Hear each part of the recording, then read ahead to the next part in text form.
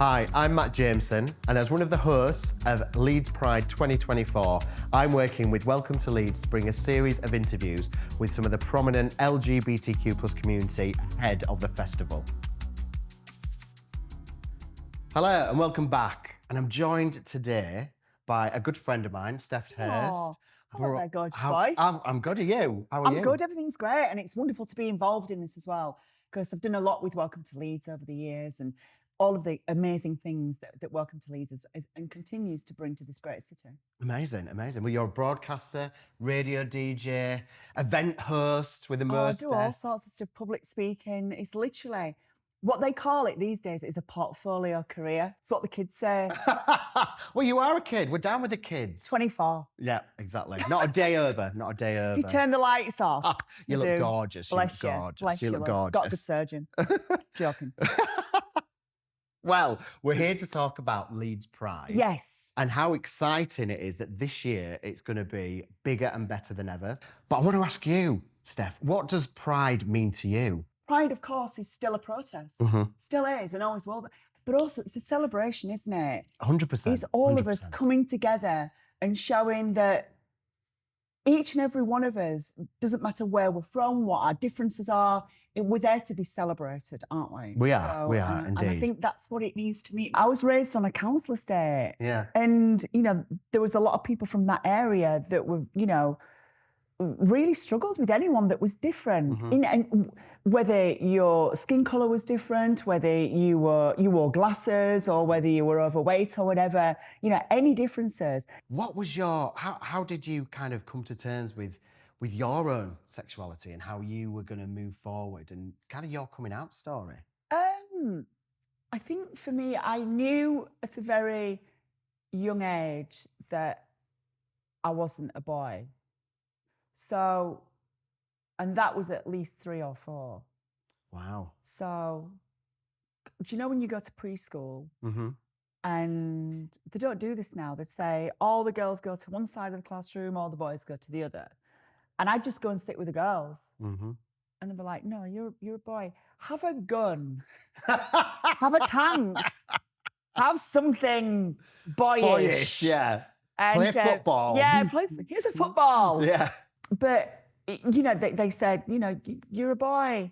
And I kept doing it. And it became a bit of a problem. My mum had to go down to the school. And I was told so much that I wasn't a girl that then you internalise it, don't you? If you're told something over and over again, you start to not say it. You're afraid to say how you feel. And then my mum caught me going to the bathroom with a knife when I was about 7, because I had a crazy idea of getting rid of that thing. Eventually I did. Not with a knife myself. Thank God. There was a lady I discovered called Caroline Cossey. She was a Bond girl, a model, and an inspiration. And I was off school one day and I was on the sofa. Parents are at work, because you got left on your own when you were a kid. Yeah. It was like... Back in the 80s, we Yeah. Don't torment the dog. Don't burn the house down. I know, yeah. She didn't tell me not to put her clothes on, which I did. Anyhow, so anyway, there was a lady who was on TV being interviewed and she was talking about her childhood. And she starts to describe how I felt. Okay. And at this point, I'm like 11 years old. So I dove onto the floor, grabbed a videotape, tape number 7 in our video library, threw it in the video recorder, and then recorded what was on TV, which was Caroline being interviewed. And then that tape disappeared because it lived under my bed. So then, I'd go to my local library, Barnsley Library, and get her book out because she was on TV promoting a new book. I used to get Caroline Cossey, My Story, and I've now got my own copy of it from eBay. And then she friend requested me on Facebook. I nearly had kittens. That's amazing. I literally threw a street party. Have you had any communication with her then since that? Oh, wow. That's DM'd a few times and stuff. We all have that one person, don't we, that you discover early on. And that you connect with. Yeah. They may not be there in person, but an image that you're looking at. I totally get it, yeah. And you kind of think, actually, that's who I am. There's so many similarities. It's the moment when you feel like you're not alone. That light bulb moment. You try to be everything that everyone wants you to be. And then that's when, the dark noises inside your head start. Yeah. Then I found radio, and radio made it all go away. Radio was the escapism. I found radio at 7 years old. Well, I was asked when I was 7, do I want a brother, sister, cat, or a dog?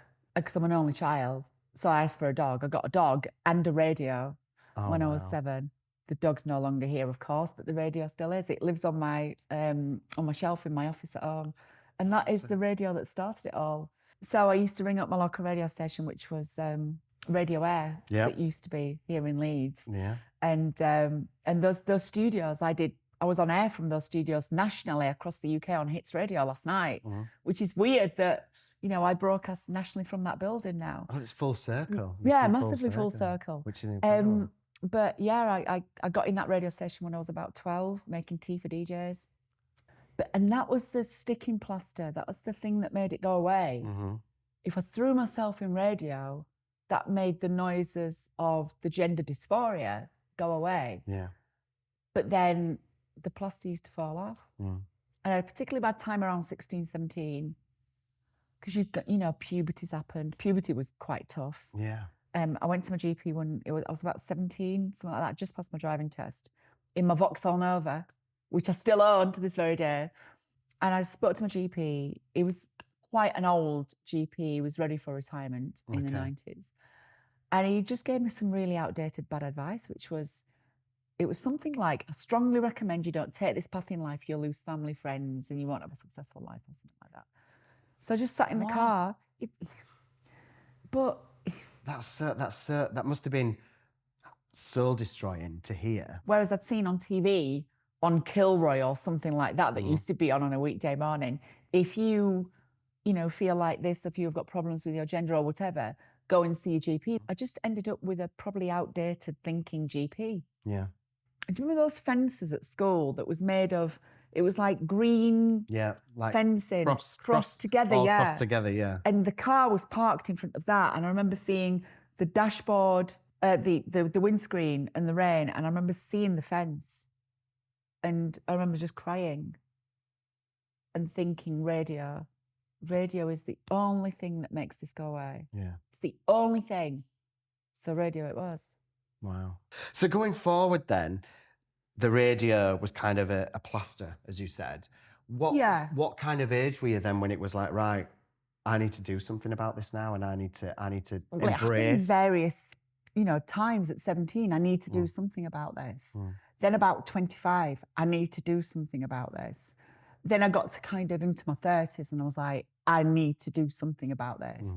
And then there was a couple of attempts not to be here anymore. Thankfully, I'm still here. And that must have been such a difficult time. And was that kind of the moment then, I think, when you were like, right, that was the catalyst, and things have got to change now? And I think the thing that helped me more than anything was YouTube. It was seeing other people like me. And I'm going, if they can do it, I can do it. And then so it's, you know, it's a matter of kind of quit your job and then let's crack on with this. And then I was, I guess, unemployable. Why were you unemployable? Because I got a job on TV. Okay. Telly was okay because you saw the full package, but on radio, what you heard didn't match.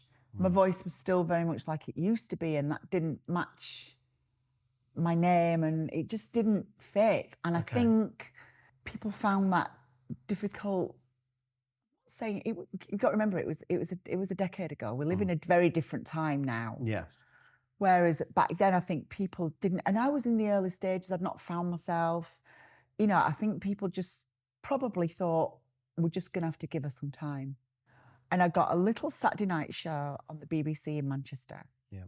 And the boss there said, you need to be back on the radio.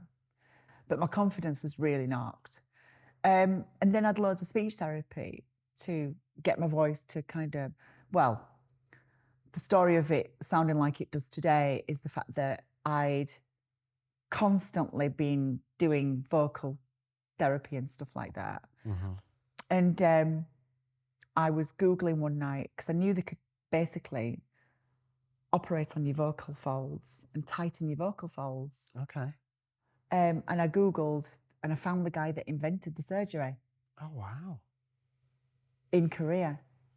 So I booked a flight, got there. So you went to Korea? Yeah. Oh, wow. I got there. There's obviously a risk with this as well. I'm a Yeah. professional voice user. At the surgery, you couldn't speak for like a month afterwards. And then I noticed when I started to kind of speak again, the resonance and the pitch was higher. And then from that, Hits Radio, who I used to work for years ago, actually, pre-Galaxy, they said, would you like to do Belted on the Radio? And I was like, yeah, of course I would. Yeah. So I'm at Hits Radio nationally on a Saturday night and Sunday evening, which is great. Listening to you talk about it today is very inspirational for me, I think, and hearing your journey and everything that you've been through. And I think as an activist, if I can call you that, and a really prominent member of the LGBTQ plus community, definitely here in Leeds and Yorkshire, we're so privileged to have your perspective on everything. Yeah, it's the lived experience, isn't it, really? And a lot of my activism, if people follow me on socials, you may look at my socials and go, well, there's nothing there. You're not retweeting and banging a drum or whatever. But my activism is internal within businesses with Believe Achieve, because that's me telling the story. Yeah. There's some really powerful stuff, but it's a roller coaster. Yeah, of course. It's all about, there's the radio stuff, but there's the gender stuff. There's all sorts of stuff in there, but that's internal. And that is I want to create a ripple effect. But it's just, if I can change things within businesses and educate people, because some people have never met anyone that's transitioned. No. So they see what the media portrays. Exactly. They see what is pushed to them on socials, or, whether they're reading X and seeing all, I'm not going to mention any names whatsoever, but seeing the rhetoric that's just pushed. Got to remember that we make up 0.1% of the population. What the hell are we going to do? Yeah. Realistically, the people who I know that have transitioned just want to get on with their life. And live. And you don't want life, to be the life that you want. Yeah, and you don't want to be defined by this. Yeah.